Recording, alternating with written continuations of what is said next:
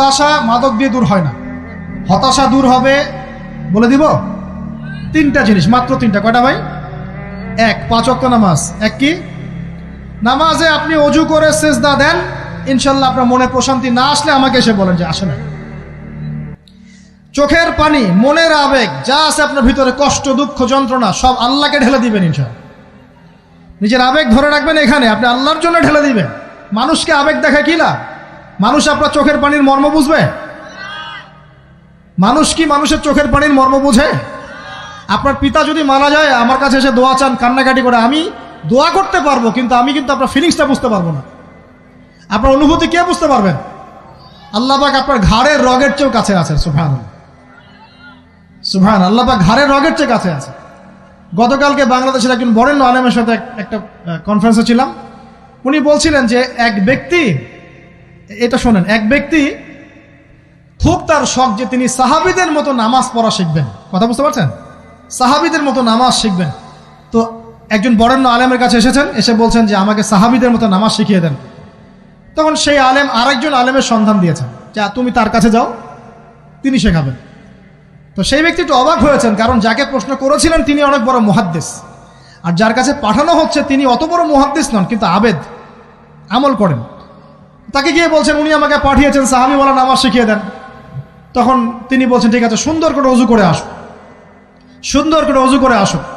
অজু করার সময় খালি খেয়াল রাখবা যে আমি অজু করছি শুধু আল্লাহর সন্তুষ্টির জন্য। কি খেয়াল রাখবেন? অজু করছি শুধু আল্লাহকে রাজি খুশি করার জন্য অজু করছে, আর কোনো উদ্দেশ্য নাই আমার। অজু করতে যাচ্ছে, তিনি আবার বলছেন দাঁড়াও, শুধু আল্লাহকে রাজি খুশি করার জন্য অজু করো। আবার শুরু করছেন, আবার বলছেন শোনো, শুধু আল্লাহকে রাজি খুশি করার জন্য অজু করো।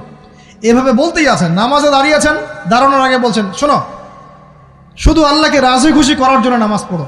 বলতেই আছেন। এক পর্যায়ে সে ব্যক্তি নামাজ শুরু করলো। নামাজে মনোযোগ এদিক ওদিকে যায়, আর তার মাথায় এটা আসে, এই শুধু আল্লাহকে রাজি খুশি করার জন্য আমাকে নামাজ পড়তে হবে, শুধু আল্লাহকে রাজি খুশি করার জন্য নামাজ পড়তে হবে। এই চিন্তা তার মনের মধ্যে ঘুরপাক খাচ্ছে। এভাবে নামাজটা সে শেষ করেছে। শেষ করে চিন্তা করছে যে নামাজ তো পুরোপুরি মনোযোগ দিতে পারলাম না। বারবার মাথার মধ্যে এরকম চিন্তা আসছে, আল্লাহ আমাকে তো মাফ করে দাও, নামাজটা আমার মনে হলো না ঠিক মতো। তখন সে ফিরে এসে তার সে ওস্তাদকে বলছেন আমার তো নামাজ এরকম করে পড়লাম, কিন্তু শেষমেশ মনে হলো যে নামাজটা হয়তো কবুল হয় নাই, আল্লাহর কাছে খুব মাফ চাইলাম, আল্লাহ আমাকে মাফ করে দাও, নামাজটা মনে হলো না। তখন সেই যে প্রথম ব্যক্তি যিনি পাঠিয়েছেন তিনি বলছেন এটাই হলো সাহাবীওয়ালা নামাজ। তারা আল্লাহকে রাজি খুশি করার জন্য নামাজ পড়তেন, নামাজ শেষ করে আল্লাহর কাছে ইস্তেগফার করতেন, আল্লাহ কিছুই হলো না, কিছুই হলো না। আমার কথা কি বুঝতে পারছেন? অতএব আল্লাহকে রাজি খুশি করার জন্যে আপনি আপনার আবেগ, আপনার ইবাদত সব ঢেলে দিবেন ইনশাআল্লাহ। অন্য কারো কাছে কিছু পাওয়ার আশা করব। আমাকে আল্লাহ পাঠিয়েছেন দুনিয়াতে নামাজ পড়তে, রোজা রাখতে, দিনের প্রচার করতে, দিনের জ্ঞান অর্জন করতে, এই তো। তা আমি একজন মেয়ের জন্য জীবন নষ্ট করে দিব কেন? আমি তাহলে আল্লাহর কাছে কি মুখ দেখাবো, আর নবীর কাছে কি মুখ দেখাবো? ওখানে গিয়ে বলবো আল্লাহ আমি আমার অমুক প্রেমিকার জন্য আশেক হয়ে একদম জীবন দিয়ে দিয়েছি, আত্মহত্যা করেছি। গেছে ভাই, যাইতে দেন। যে ব্যক্তি আপনার অবস্থানকে মূল্যায়ন করে নাই সে আপনার যোগ্য ছিল না। এখন আপনি কি করবেন? নিজের অবস্থান উন্নত করেন, আপনার পিছনে লাইন ধরে ঘুরবে ইনশাআল্লাহ। এটাই বাস্তবতা। দুনিয়া খুব খারাপ জিনিস। মানুষের অবস্থানকে মূল্যায়ন করে, মানুষের অবস্থানকেই মূল্যায়ন করে, কিন্তু আল্লাহ রাব্বুল আলামিন আপনাকে সর্বাবস্থায় ভালোবাসেন। আলহামদুলিল্লাহ। এই যে আমরা এখন অনেক পাপ করছি না, আল্লাহ কি আমাদেরকে আযাব দিয়ে ধ্বংস করে দিয়েছেন? আল্লাহ পাক এখনো আমাদেরকে ভালোবাসেন, রহম করেন, আল্লাহ পাক অপেক্ষা করছেন কখন তওবা করবে, আমি তওবা কবুল করব। এই কখন আমার বান্দা খালি একবার বলে আস্তাগফিরুল্লাহ, আল্লাহ পাক সাথে সাথে মাফ করে দেবেন ইনশাআল্লাহ। আর সেই আল্লাহকে ভুলে আপনি কার পিছনে ছুটছেন?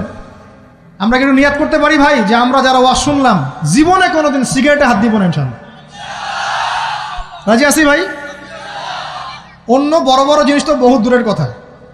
আচ্ছা, অনেকে রাজি হয় নাই কেন? আপনারা কি অলরেডি আসক্ত? আমি অনেক ভাইকে দেখেছি মাশাআল্লাহ ইফতার খুলেই একদম বেনসন টানা শুরু করে। হ্যাঁ, এটা যে হারাম আপনাদের কেউ ওয়াজ করে শোনায় নাই? এটাকে কি মনে করেন আপনারা, হারাম না হালাল? কেউ বলেছে মাকরু, নাকি মাকরু ফতোয়া দিয়েছে? মাকরুহ শব্দের অর্থ জানেন আপনি? মাকরুহ শব্দের অর্থ কি একটু শোনেন। সূরা বনী ইসরাঈল খুলবেন। কোন সূরা?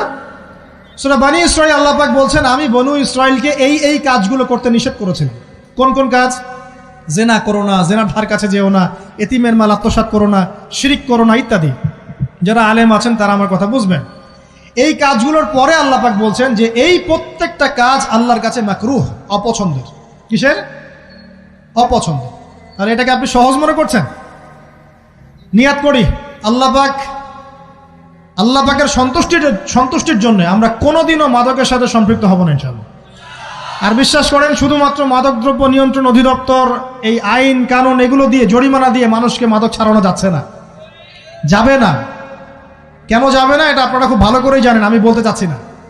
অনেক সময় মাদক বিরোধী কনসার্ট করে মানুষ, মাদক বিরোধী কনসার্টে ওঠার আগে এক বোতল ডাইল খেয়ে আসে আগে। এগুলো কি বাস্তব কথা বলছি না অবাস্তব কথা বলছি? আমাদের যুবক ভাইরা কোশ্চিনকালেও মাদকের ধার কাছে যাবেন না ইনশাআল্লাহ। একটা হাদিস খালি মনে রাখেন, এই হাদিসটা মনে রাখেন। নবী সাল্লাল্লাহু আলাইহি ওয়াসাল্লাম বলেছেন, কেউ যদি মাদকদ্রব্য সেবন করে তার 40 দিনের নামাজ কবুল হবে না। সিগারেট একটা খেয়েছি, 40 দিন নামাজ নাই। এরপর যদি সে তওবা করে আল্লাহ মাফ করে দিবে। আবার যদি মাদক খায় আবার 40 দিন কবুল হবে না। যদি আবার তওবা করে আল্লাহ মাফ করে দিবেন। আবারও যদি খায় আবারও 40 দিন কবুল হবে না। আবারও তওবা করলে আল্লাহ আবার মাফ করে দিবেন। চতুর্থবার সে যদি মাদক খায়, আল্লাহ রসুল সাল্লাল্লাহু আলাইহি ওয়াসাল্লাম বলছেন, আল্লাহ পাক কিয়ামতের মাঠে তাকে তিনাতুল খাবাল পান করাবেন। কি পান করাবেন? তিনাতুল খাবাল। সাহাবীরা বললেন, ইয়া রাসূলুল্লাহ, এটা কি তিনাতুল খাবাল? কি? নবী সাল্লাল্লাহু আলাইহি ওয়াসাল্লাম বলছেন, এটা হচ্ছে জাহান্নামীদেরকে আযাব দেওয়ার পর তাদের রক্ত মাংসের যে পুঁজ বের হবে, এই যে ড্রিঙ্কস, জাহান্নামের হার্ড ড্রিঙ্কস, এই ড্রিঙ্কসের নাম হলো তিনাতুল খাবাল। আল্লাহ পাক আমাদের সবাইকে মাদক থেকে বাঁচিয়ে রাখেন। আমল হচ্ছে কোরআন তেলাওয়াত। যে ব্যক্তি কোরআন তেলাওয়াত করতে পারে নিয়মিত, তার মনের মধ্যে এই হতাশা, এই ভীরুতা, এই কাপুরুষতা কিচ্ছু আসবে না ইনশাআল্লাহ। আমি গ্যারান্টি দিচ্ছি আপনাকে, হতাশা আসবেই না আপনার মনে যদি আপনি কোরআন বুঝতে পারেন। কোরআনের একটা আয়াত নিয়ে কোনো সময় দেখা যায় 2-3 ঘন্টা সময় পার হয়ে যাচ্ছে, আয়াতটা ছেড়ে সামনে যেতে পারছি না। কোরআনের ভিতরে ঢুকলে আপনি দুনিয়ায় ভুলে যাবেন কি হচ্ছে আশপাশে। আমি এমন অনেক আলেমকে দেখেছি যে একটা বই, পাতলা একটা বই, আরবি বই নিয়ে পড়া শুরু করেছেন, ওই যে ফজরের পরে জোহরের ওয়াক্ত হয়ে যাচ্ছে, বইটাই শেষ করতে পারেননি। বুঝতে পারবেন না, যখন আপনি ইলমের ভিতরে ঢুকে যাবেন, কোরআনের ভিতরে, হাদিসের ভিতরে, আপনার দুনিয়ার খেয়ালই নাই। একজন আলেম, তিনি এক রাত্রে একটা বই লিখেছিলেন, চটি বই, এক রাত্রের মধ্যে। বলা হচ্ছে, তার সম্পর্কে বলা হচ্ছে যে রাতের খাবার তাকে দেয়া হয়েছে যে আপনি এটা খেয়ে নেন। তো সে খাবারটা পাশেই আছে, খাবারটা খাবো, এটা লিখে খাবারটা খাবো, এরকম তার চিন্তা ছিল। ফজর হয়ে গেছে, বই লিখাও শেষ, খাবার এই অবস্থায় পড়ে আছে, ডুবে গেছেন ভিতরে, খাওয়ার মাথায় তার খেয়াল নাই। এরকম হয়। একজন মনীষী, বিখ্যাত মনীষী, রিয়াদুস সালেহীন কিতাবের রাইটার, সংকলক আল্লামা নববী রাহিমাহুল্লাহ, এরকম সারা রাত চলে গেছে, পাশে 2টা খেজুর, ওই 2টা খেজুর খাওয়ারই সময় পান। হাদিস নিয়ে গবেষণা করতে রাত পার হয়ে গেছে। আমি বলতে চাচ্ছি, যখন ইলমের ভিতরে, কোরআন হাদিসের ভিতরে ঢুকে যাবেন, আপনার দুনিয়ার খেয়াল আপনার চলে যাবে ইনশাআল্লাহ। এই টেনশন, হতাশা, এই সেই বাদ, তখনই আল্লাহ পাক আপনাকে তার পক্ষ থেকে রহমত দিবেন, বরকত দিবেন, আল্লাহ আপনার দুনিয়ার কাজগুলো করে দিবেন ইনশাআল্লাহ। তখন দেখবেন কেউ আপনার দুনিয়ার ওই কাজটা করে দিয়েছে, কেউ ওই কাজটা করে দিয়েছে, কেউ বাসায় খাবার পাঠিয়ে দিয়েছে, আল্লাহ পাকই এগুলো করাই দিবেন ইনশাআল্লাহ। তো প্রিয় ভাইরা, মাদকে যাব না আল্লাহর কাছে আসবো? 2 নাম্বার কোরআন তেলাওয়াত, 3 নাম্বার আল্লাহর জিকির। 3 নাম্বার কি ভাই? আল্লাহর জিকির। চলতে ফিরতে সব সময় মুখ চলতে থাকবে, মুখ না চললেও মনে মনে মন তাজা থাকবে, মনে মনে জিকির হতে থাকবে। মনে মনে জিকির করতে পারেন? মুখ নড়বে না, কিন্তু মনে মনে আপনার একটা জিকির হতে থাকবে, সুবহানাল্লাহ ওয়া আলহামদুলিল্লাহ, লা ইলাহা ইল্লাল্লাহ, আল্লাহু আকবার। পারা যাবে? পারে। মানুষের মন কখনো চুপ করে থাকে না, কিন্তু মানুষের মন অলওয়েজ কিছু না কিছু চিন্তা করতে থাকে না, যতক্ষণ না ঘুমায় মানুষ। তো প্রিয় ভাইরা, বেশি বেশি জিকির করবো, সুবহানাল্লাহ, আলহামদুলিল্লাহ, লা ইলাহা ইল্লাল্লাহ, আল্লাহু আকবার, লা হাওলা ওয়ালা কুওয়াতা ইল্লা বিল্লাহ, এগুলো চলতে থাকবে। আল্লাহ পাক তৌফিক দান করুন, আমিন। আমরা আমাদের সমাজে যুবকদেরকে এরকম টিকটকে দেখছি, অনলাইনে আসক্ত দেখছি, জেনায় আসক্ত দেখছি, পর্নোগ্রাফিতে আসক্ত দেখছি। আমরা দেখছি আমাদের যুব সমাজকে মাদকে আসক্ত, কিশোর গ্যাংয়ে আসক্ত। এইগুলো কি আমাদের কাম্য ছিল ভাই? আমাদের কাম্য ছিল? এই অবস্থায় কি যুব সমাজ আল্লাহ পাকের দ্বীনের পতাকা হাতে নিয়ে আল্লাহর জমিনে দিন কায়েম করতে পারবে কিনা একটু আমাকে উত্তর দেন দেখি। এখন এই অবস্থায় পারবে? অতএব অবস্থার উন্নতি করতে হবে কিনা? উন্নতির জন্য রাজি আছি কিনা ইনশাআল্লাহ?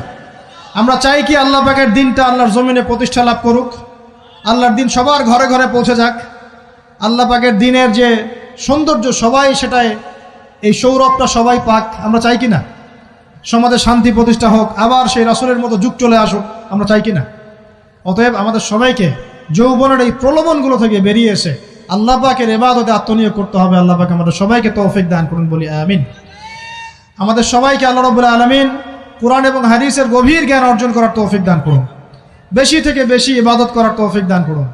আল্লাহ পাক সবাইকে হারাম সমস্ত রিজিক থেকে বাঁচিয়ে রাখুন, জেনা, ব্যভিচার এবং নারীর ফিতনা, মাদক থেকে আল্লাহ বাঁচিয়ে রাখুন। আল্লাহ পাক আমাদের সবাইকে হালাল রিজিক, হালাল সম্পর্ক যথেষ্ট করে দিন। আল্লাহ পাক আমাদের সবাইকে যেন দিনের দাওয়াতের মেহনত করার তৌফিক দান করেন এবং আলেম ওলামার সাথে পরামর্শ করে দিন শেখার এবং বোঝার তৌফিক দান করেন। যুবতী দিনী বোনদের জন্য, এখানে বোনরা আছেন না? আছেন কি না? দিনী বোনরা আছেন? একটা নসিহত দিনী বোনদের জন্য আমি একটা নসিহত করতে চাচ্ছি, একটা নসিহত। আমার এই একটা নসিহত একটু মন দিয়ে শুনুন প্রিয় দিনী বোন। রাসূলুল্লাহ সাল্লাল্লাহু আলাইহি ওয়াসাল্লাম আমাদের দিনী বোনদের জন্য জান্নাতে যাওয়ার একটা ফর্মুলা বলে দিয়েছেন। আমি কি বলবো সেটা? আচ্ছা, রাসূলুল্লাহ সাল্লাল্লাহু আলাইহি ওয়াসাল্লাম বলেছেন আমাদের দিনী বোনেরা, আমাদের মায়েরা, এই নারী জাতি মাত্র 4টা কাজ করলে জান্নাতের যে কোনো দরজা দিয়ে ইচ্ছা প্রবেশ করতে পারবে ইনশাআল্লাহ। খুশি হন নাই? কয়টা কাজ? মাত্র 4টা। এক, যদি আমাদের দিনী বোনেরা 5 ওয়াক্ত নামাজটা ওয়াক্ত মতো পড়ে, আল্লাহ পাক তৌফিক দান করুন, বলি আমিন। 2 নাম্বার, যদি তারা রমাদান মাসের রোজাটাকে ঠিক মতো আদায় করতে পারে। 1 নাম্বার 5 ওয়াক্ত নামাজ ঠিকঠাক আদায় করা, 2 নাম্বার রমজান মাসের সওম রাখা, 3 নাম্বার তাদের লজ্জাস্থানের হেফাজত করা, মানে শরঈ পর্দা মেনটেন করা, শরঈ পর্দা মেনটেন করা। এবং আমি বলে দেই, চেহারাটা আপনাদের পর্দার অন্তর্ভুক্ত। এটা নিয়ে অনেক বাকবিতণ্ডা হয় না সমাজে, চেহারা দেখানো যাবে কি যাবে না ইত্যাদি। চেহারা আপনার পর্দার অন্তর্ভুক্ত বিষয়, ফুল স্টপ। এর উপরে ফতোয়া অনেকে অনেকভাবে দিচ্ছে, কিন্তু বরেণ্য উলামায়ে কেরামের কিতাবগুলো ঘাটাঘাটি করেন, তাদের ফতোয়া হচ্ছে চেহারা আপনার পর্দার অন্তর্ভুক্ত বিষয়, চেহারা ঢেকে রাখবেন। আল্লাহ পাক তৌফিক দান করুন। চোখ থাকবে খোলা, ঠিক আছে। 4 নাম্বার, স্বামীর আনুগত্য করতে হবে। স্বামীর আনুগত্য, এই যে আনুগত্য শব্দ শুনলেই মানুষের একটা মানে নেগেটিভ ধারণা তৈরি হতে পারে। স্বামীর আনুগত্য মানে কি আমি তার দাসত্ব করব? আনুগত্য মানে, প্রিয় দিনী বোন, আনুগত্য মানে দাসত্ব নয়। আনুগত্য মানে কোরআন সুন্নাহর যে বিধানগুলো আপনার স্বামী আপনাকে পালন করতে বলবে, আপনি সেগুলো করবেন, আপনি করতে বাধ্য।